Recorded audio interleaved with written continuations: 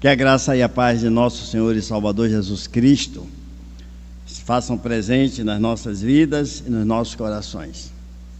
Estamos nesta manhã trazendo mais esta mensagem da Palavra de Deus ao coração dos irmãos,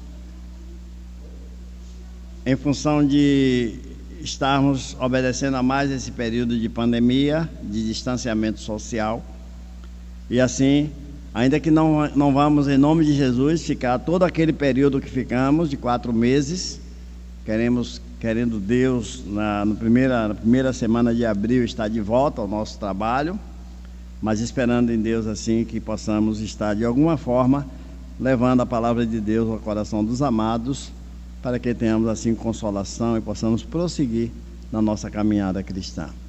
Como não podemos perder tempo em função do próprio sistema, né, do aplicativo, nós vamos ler a palavra de Deus no Evangelho de Mateus, capítulo 13, versículos 24 a 30. Nesta manhã nós vamos tratar sobre a dialética espiritual na parábola do trigo e do joio. Então, lendo a palavra do Senhor, Mateus, capítulo 13, 24 em diante, propôs-lhe outra parábola dizendo: o reino dos céus é semelhante ao homem que semeia a boa semente no seu campo. Mas, dormindo os homens, veio o seu inimigo e semeou joio no meio do trigo e retirou-se. E quando a erva cresceu e frutificou, apareceu também o joio. E os servos do pai de família, indo ter com ele, disseram-lhe: Senhor, não semeastes tu no teu campo boa semente? Por que tem então joio? E ele lhes disse: o inimigo é quem fez isso. E os servos lhe disseram: queres, pois, que vamos arrancá-lo? Ele, porém, lhes disse: não, para que ao colher o joio não arranqueis também o trigo com ele. Deixai crescer ambos juntos até a ceifa, e por ocasião da ceifa direi aos ceifeiros: colhei primeiro o joio e atai-o em molhos para o queimar, mas o trigo ajuntai-o no meu celeiro. Nosso Deus, no nome do Senhor Jesus Cristo, teu amado Filho, nosso eterno Salvador, suplicamos-te a tua bênção e a tua unção para a pregação da tua palavra nesta manhã. A tua graça, o teu poder, a tua misericórdia, para que o teu servo não fale, senão segundo a vontade do Senhor. E peço também no nome do nosso Senhor Jesus Cristo, a bênção do Senhor sobre os corações dos teus servos, para que a tua palavra possa alcançar terras férteis, e que possamos assim buscar o crescimento real das nossas vidas, para a louvor e para a glória do teu santo e eterno nome. Bendito o nome de nosso Senhor Jesus Cristo, teu amado Filho, é que nós te oramos e te agradecemos agora e para todos sempre. Amém. Nesta manhã, o meu pedido aos irmãos em Cristo está alicerçado numa tônica apenas: examinai-vos, ou examinemo-nos. Examinemo-nos quanto às nossas vidas de servos e servas de Deus.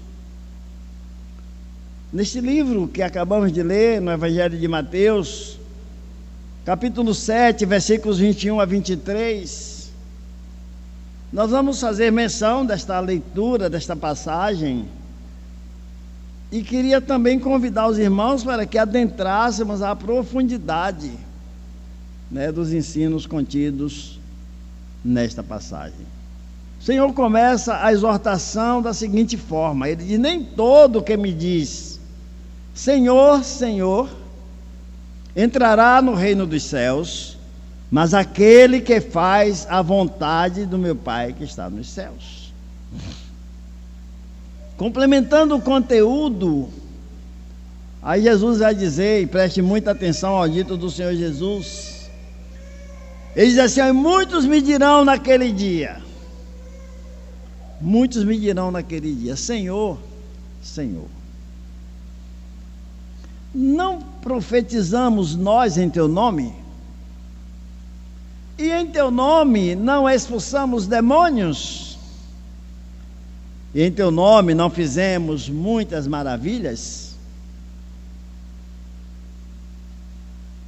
Pregavam a palavra de Deus, profetizavam, pregavam a palavra, expulsavam demônios, mandavam e os demônios obedeciam.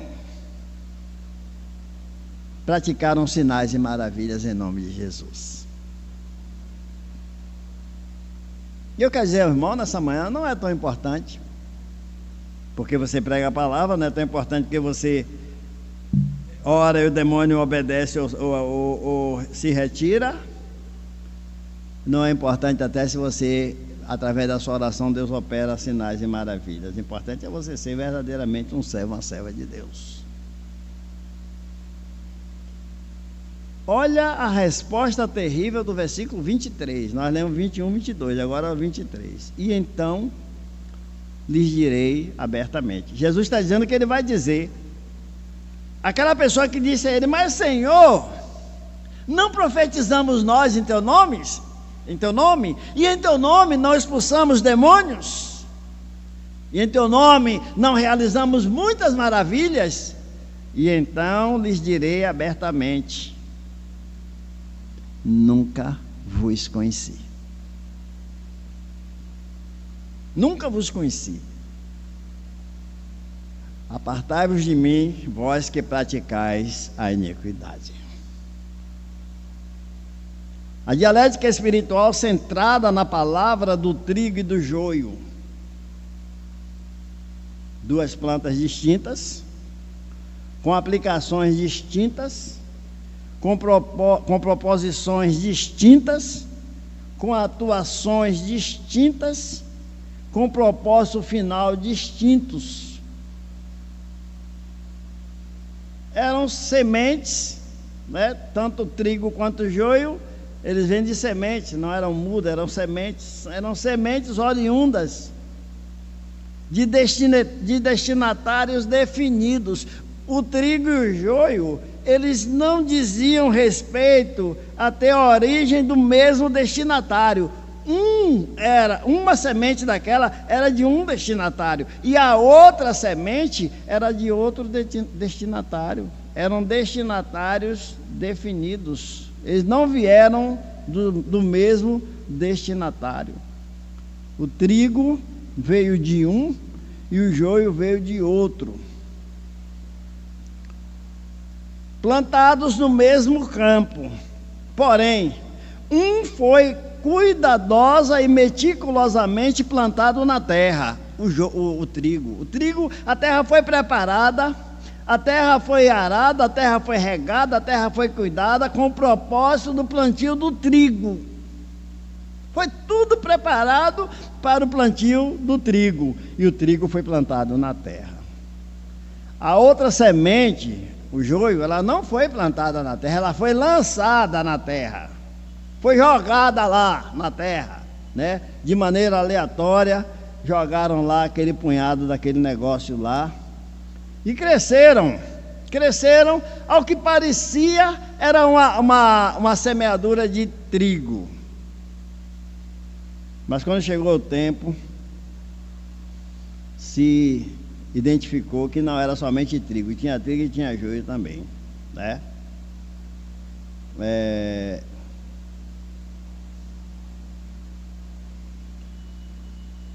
Aos trabalhadores daquela seara foi designado tomar cuidados com aquela região, com aquela plantação, e eles descuidaram da vigilância, o que possibilitou que o inimigo, vindo sorrateiramente, fizesse a inserção daquela semente maligna na seara do trigo que florescia. A parábola do trigo e do joio traz lições grandiosas, complexas e preocupantes às nossas vidas espirituais. É uma parábola que, explanada à luz do poder de Deus, deverá nos fazer refletir sobre as nossas vidas, sobre os nossos postulados, as nossas aspirações, os nossos devaneios, a nossa obediência e a nossa fé. O nome científico do joio é Lolius temulentus. É uma planta extremamente parecida com o trigo, principalmente naquela fase de crescimento de ambos. Ninguém poderia identificar o joio e o trigo, que elas são extremamente parecidas. Mas Jesus diz aqui na palavra, né, que quando ele cresceu e frutificou, né, foi na hora que frutificou que houve o entendimento que nem tudo aquilo era trigo, que a semeadura ela estava de certa forma comprometida no seu resultado final, porque ainda que havia trigo na seara, mas nem tudo era trigo, mas foi identificado no momento da frutificação. O tempo do crescimento não deu para ninguém ver, porque elas se parecem muito. Um pé de trigo e um pé de joio olhados, os dois, sem haver a ação da frutificação, ninguém define. Todo mundo vai pensar que está arriscado, até se for o caso, você arrancar o pé do trigo e deixar o pé do joio, pensando que o trigo é joio e que o joio é trigo. Qualquer pessoa terá dificuldades para definir um do outro a olho nu, caso o trigo não esteja no seu processo frutificador. E é exatamente o que Jesus disse, que quando chegou o tempo, né? Quando chegou o tempo do joio frutificar, então eles identificaram, né? Versículo 26, quando a erva cresceu e frutificou, apareceu também o joio. Porque aí o trigo estava pendoando, estavam os pendões subindo para dar os seus grãos, mas o joio estava lá do mesmo jeito, não tinha fruto nenhum. Parecido com o trigo, mas não tinha fruto, não frutificava nada. E aí começaram a ver, esse pé aqui está, e esse daqui? Aí não, pararam para prestar atenção e viram que não era trigo. Um era trigo verdadeiramente, mas o outro não era. E aí foram falar com o dono do campo. Não semeaste a boa semente? Como é que tem joio? E ele disse, o inimigo foi que fez isso. Eu gostaria de listar nessa parábola algumas lições para as nossas vidas espirituais. Em função do tempo, vamos correndo. Primeira lição: o trigo diz respeito à boa semente. É o resultado lógico, é o resultado real da semeadura da boa semente. E no versículo 24 desse texto que nós acabamos de ler, em Mateus capítulo 13, versículo 24, vai dizer assim: propôs-lhe uma outra parábola, dizendo, o reino dos céus é semelhante ao homem que semeia a boa semente no seu campo. O reino dos céus é semelhante ao homem que semeia a boa semente no seu campo, né? Em Marcos 4, versículo 14, o Senhor Jesus vai dizer, o que semeia, semeia a palavra. A boa semente é a palavra de Deus, amém? Então é a palavra de Deus. A boa semente é a palavra de Deus.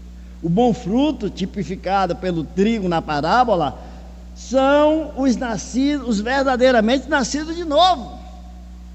Que todos nós viemos do processo da pregação, de ouvir e de crer na palavra de Deus.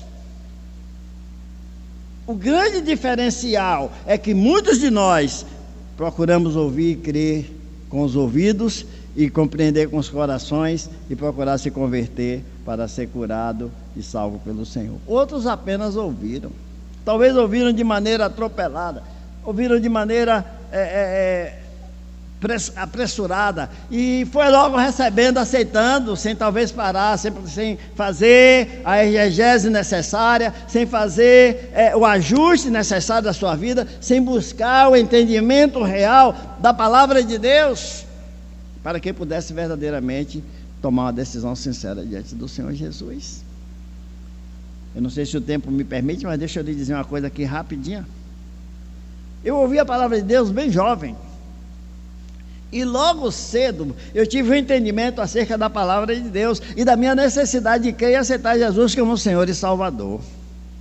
Mas eu tinha uma vida social, eu gostava de dançar, eu gostava de namorada, estava jovem, de festa, de uma coisa, de outra, e eu colocava nos dois pratos da balança as duas coisas, a fé em Jesus e essa vida que eu vivia. E eu me esgueirava, eu fugia o que eu podia de Jesus para não entregar minha vida a Jesus, porque não estava disposto a abrir mão desse estilo de vida e de comportamentos que vivia. Até que chegou o dia que, graças a Deus, o Senhor me alcançou e tudo isso caiu por terra para a glória de Deus. Precisamos chegar a Deus desta maneira, deixando o velho, entendendo o que somos, mas que o poder de Deus certamente vai mudar e vai mudar a nossa vida, fazendo de nós uma vida para a glória do seu santo nome. Evangelho de João capítulo 3, no versículo 3, o Senhor Jesus respondeu a Nicodemos: na verdade te digo que aquele que não nascer de novo não pode ver o reino de Deus. O que não nascer de novo, Jesus disse, não pode ver o reino de Deus. E deixa eu lhe perguntar nessa manhã, o irmão ou a irmã são nascidos de novo ou apenas membros de uma igreja? Talvez você é arrolado no rol de membros de uma igreja, mas não é nascido de novo. Você pode ser arrolada no rol de membros da igreja e não ser nascida de novo. Seu nome está no rol de membros, mas você não nasceu de novo. E a pergunta é: você é nascido de novo ou apenas crente, ou evangélico, ou evangélica? Ou apenas um seguidor ou uma seguidora do pastor? Porque tem irmãos aí que o pastor mandou, vai fazer. O pastor manda você se jogar do elevador Lacerda abaixo, você vai lá na Praça Cairu e se joga do elevador Lacerda abaixo, porque o pastor mandou. O pastor é um semideus. Você é crente nele? Você está na igreja só por isso? Você é crente porque o seu marido é crente? Então a irmã é crente porque seu marido é crente. Você é crente porque a sua mulher é crente. Você é crente porque seu pai, porque sua mãe são crentes, então você é crente. É por isso e é assim que você se diz um servo ou uma serva de Deus?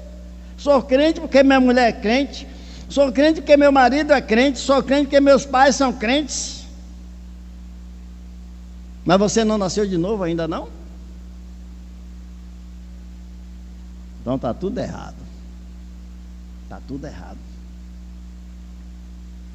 Está dentro de uma igreja, porém caminhando para o inferno.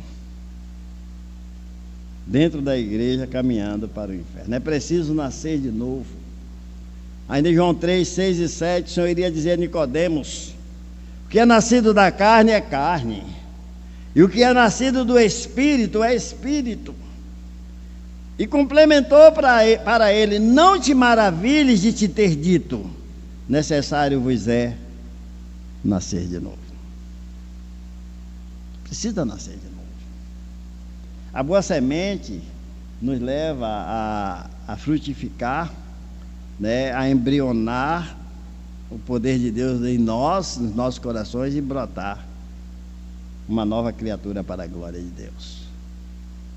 Efésios 1, versículo 13, o apóstolo Paulo falando aos irmãos da igreja de Éfeso, ele diz: em quem também vós estáis, depois que ouvistes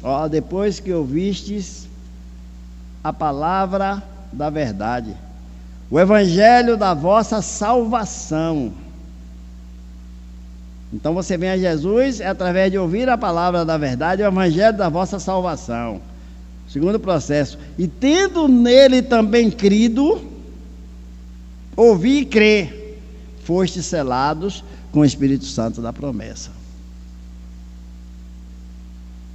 Preciso que a palavra de Deus tenha livre acesso nas nossas vidas, tenha livre curso sobre nós, que estejamos devidamente preparados e conscientes da nossa necessidade de crer de maneira incondicional no Senhor e colocar nossa vida nas mãos do nosso Deus. vale voltar a lembrar do dito do Senhor: aquele que não nascer de novo não pode ver. Quem não nascer de novo não pode ver o reino de Deus. Segunda lição listada aqui para consideração nossa: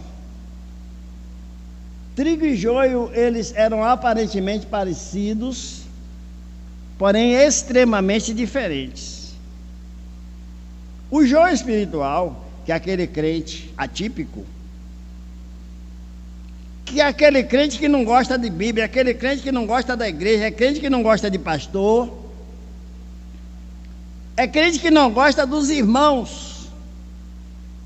Aí você faz uma contrapartida para esse crente e dá para ele uma gamela cheia dos prazeres dos porcos,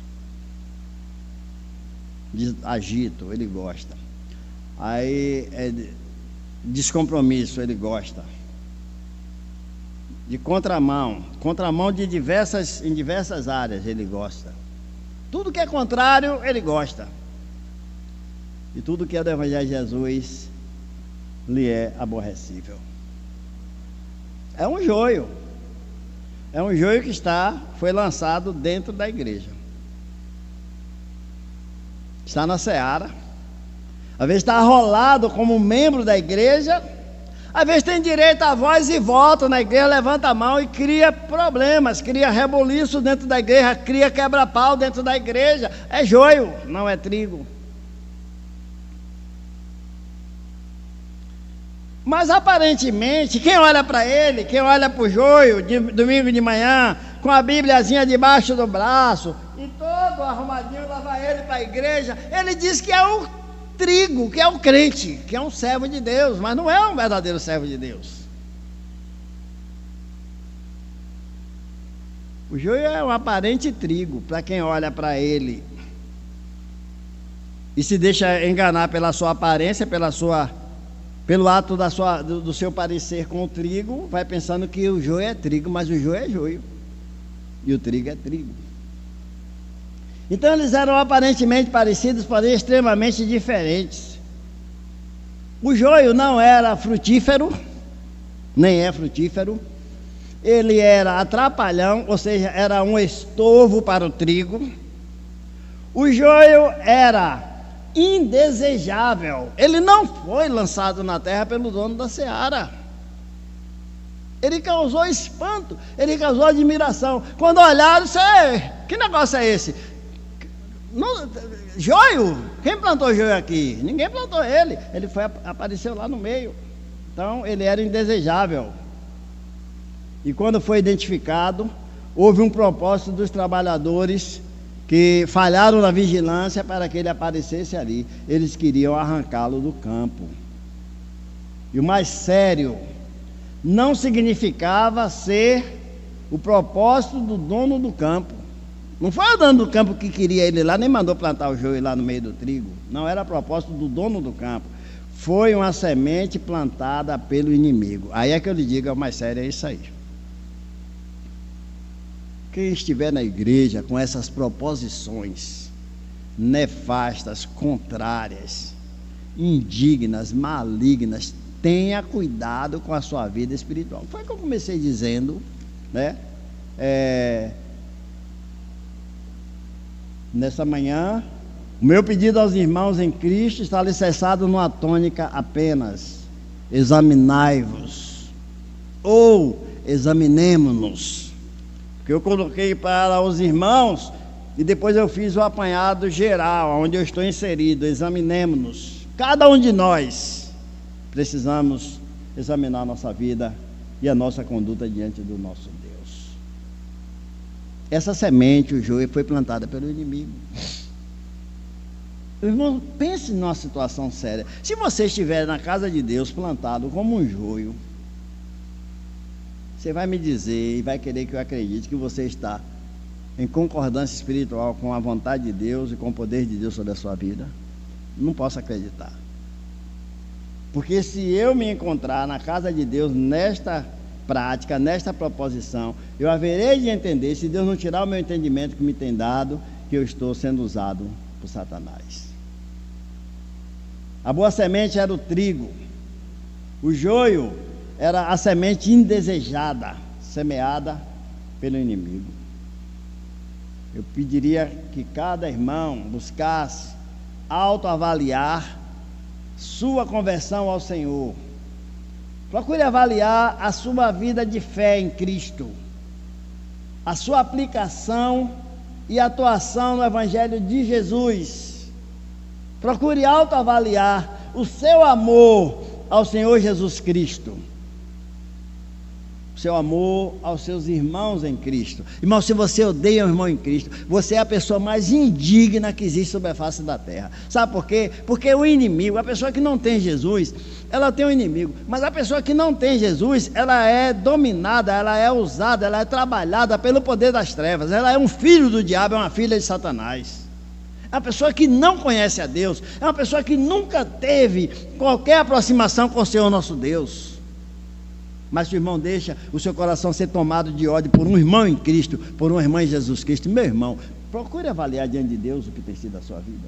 Até um diabo lhe pegou pela mão e tem lhe levado escada abaixo no labirinto da perdição. Vamos ver se você ainda consegue ver para tirar o seu pé enquanto seja tempo dos propósitos de Satanás.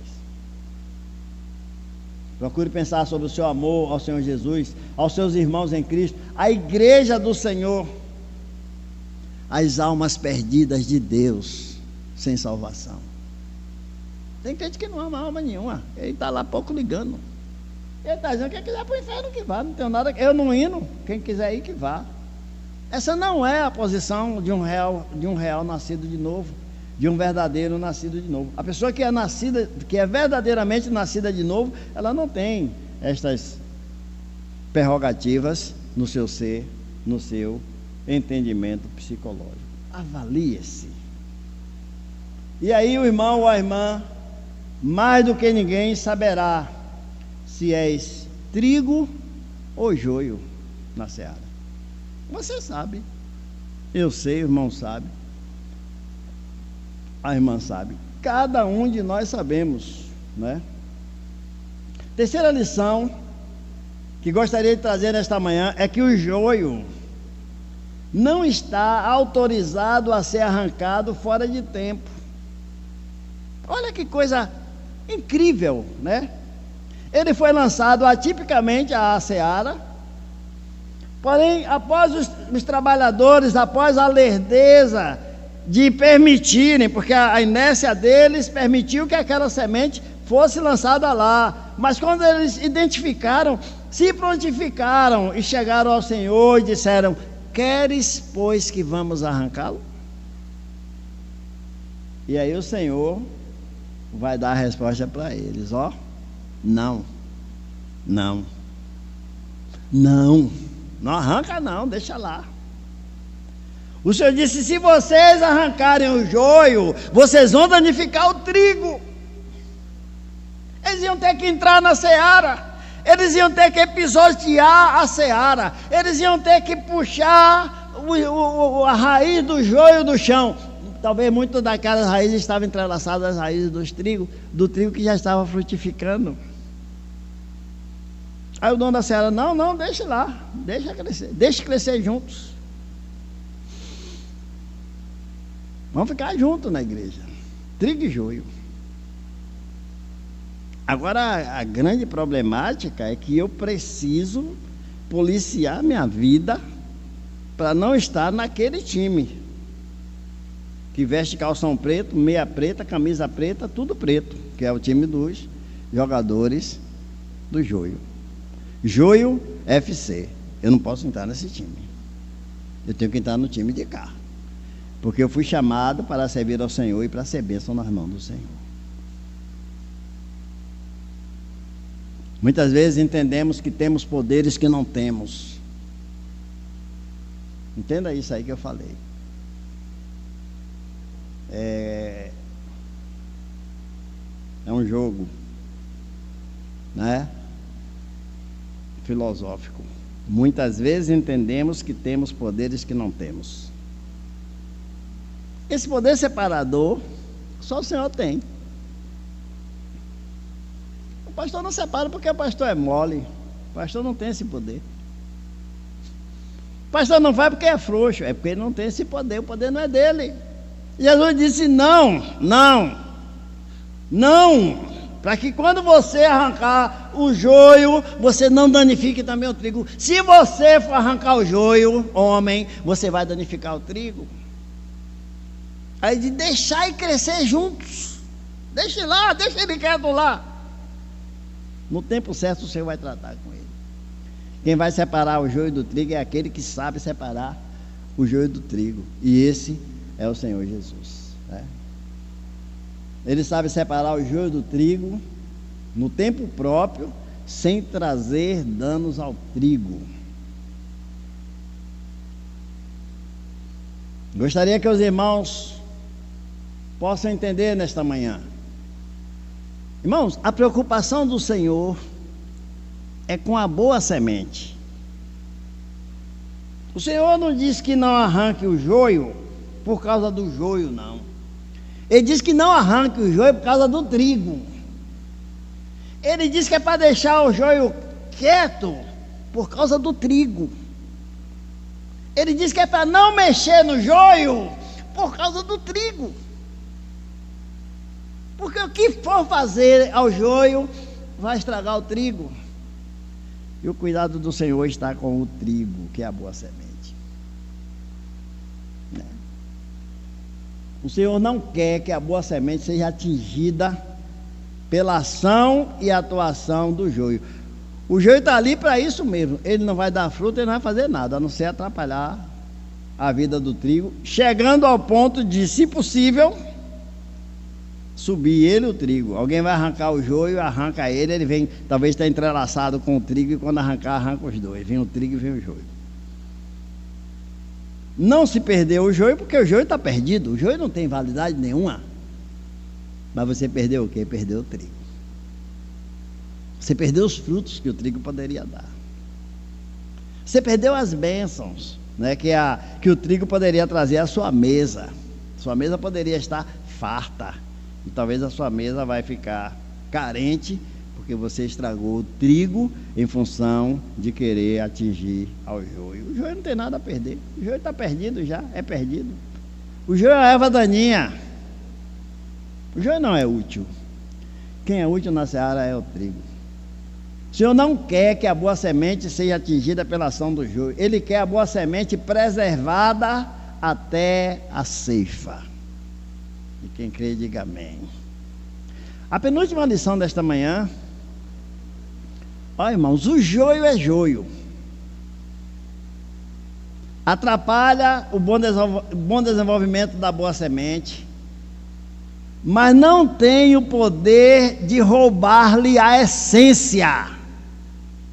O joio é joio e o trigo é trigo. O joio atrapalha o trigo, mas não tem poder de roubar a essência do trigo.